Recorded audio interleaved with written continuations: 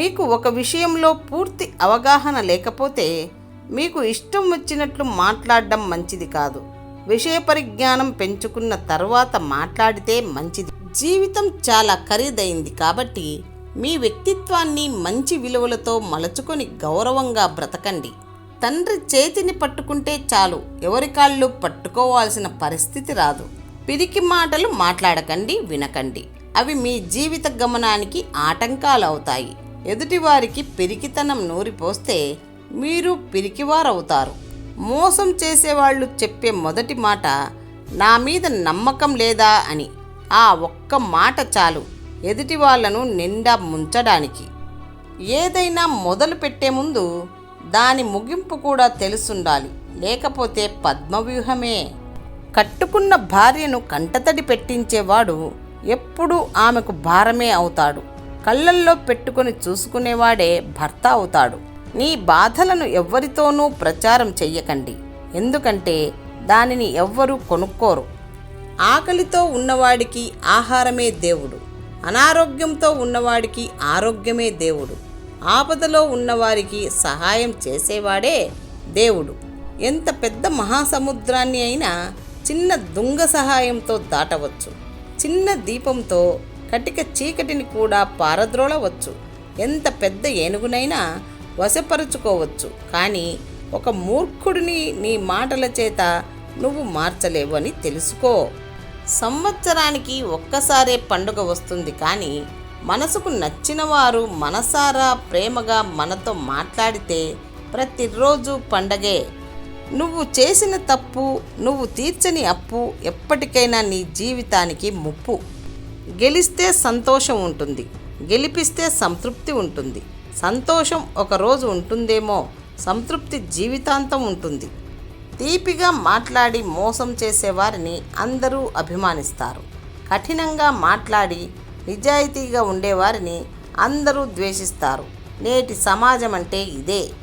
నిజం నిప్పు లాంటిది, ఏ రోజైనా బయటికి వస్తుంది. కాబట్టి నటించడం మానేసి సత్య మార్గంలో ప్రయాణించండి. సత్యమే వజయితే.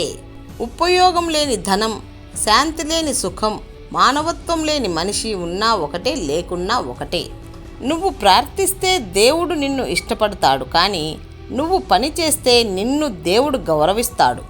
ప్రాణం లేని ఫోన్తో రోజుకు 10 గంటలు గడుపుతాము. ప్రాణం పోసిన అమ్మతో 10 నిమిషాలు ప్రేమగా మాట్లాడితే ఎంత బాగుంటుంది. మంచివాడి దగ్గరకు ధనం నిదానంగా చేరినా శాశ్వతంగా ఉండిపోతుంది. చెడ్డవాడి దగ్గరకు ధనం తొందరగా చేరినా వెంటనే వెళ్ళిపోతుంది. కోరికలు అదుపులో పెట్టుకోకపోతే మునిగిపోతావు. కళ్ళు పోయిన ప్రతి చోటికి మనసు పోకూడదు. ప్రతిదాన్ని దక్కించుకోవాలని చూడకు. అలా చేస్తే మీ జీవితం మీ చేతుల్లో ఉండదు. పరిచయం అందరూ అవుతారు, కానీ కొందరు మాత్రమే మనసులో నిలిచిపోతారు. నోరు ఉంది కదా అని ఎక్కడ పడితే అక్కడ నోరు తెరవకూడదు. ఎప్పుడు నోరు తెరవాలో కాదు, ఎప్పుడు నోరు మూసుకోవాలి అని తెలుసుకున్నవాడు గొప్పోడు. ప్రపంచం మన చుట్టూ ఒక అద్దం వలె పనిచేస్తుంది. మన ప్రవర్తనను బట్టి ఇతరుల ప్రవర్తన మనకు ఎదురవుతుంది. బరువును మోయడానికి కూలికి మనిషి దొరుకుతాడేమో, కానీ నీ బాధను మోయడానికి ఎవ్వరూ దొరకరు. నువ్వే దానిని కన్నీటి రూపంలో కరిగించాలి. మంచితనం అందరిలో ఉండదు, అందరికీ నచ్చదు. అందుకేనేమో మంచితనానికి నిందలు ఎక్కువ, నమ్మకం తక్కువ, అనుమానం ఎక్కువ, అభిమానం ఎక్కువ. నీవు నిరుపేదవని అనుకోవద్దు. శక్తినిచ్చేది ధనం కాదు, శక్తినిచ్చేది మీ పవిత్రత, మీ మంచితనం, మీ దృఢచిత్తం, మీ కార్యాచరణ. ప్రేమ అనేది ఎక్కడైనా దొరుకుతుంది, కానీ నిన్నులా అర్థం చేసుకునే వ్యక్తి మాత్రం అన్ని చోట్ల దొరకరు. పని చేసే ప్రతిసారి సత్ఫలితాలు రాకపోవచ్చు, కానీ పని చేయలేకపోతే ఏ ఫలితమూ రాదు. ప్రయత్నం చేస్తున్నావంటే గెలుపుకు దగ్గరైనట్లే, ప్రయత్నం ఆపేశావు అంటే ఓటమికి దగ్గరైనట్లే. విజయం మరియు బద్ధకం రైలు పట్టాల్లాంటివే, ఎప్పటికీ కలవవు. ఒకదానితో చెలిమి చేస్తే రెండో దానితో వైరం పూనాల్సిందే. స్త్రీ పురుషుడి కంటే బలమైనది కాకపోవచ్చు, కానీ ప్రతి మగాడి బలహీనత ఆడదే. నవ్వుతూ కళ్ళతో కట్టిపడేస్తుంది.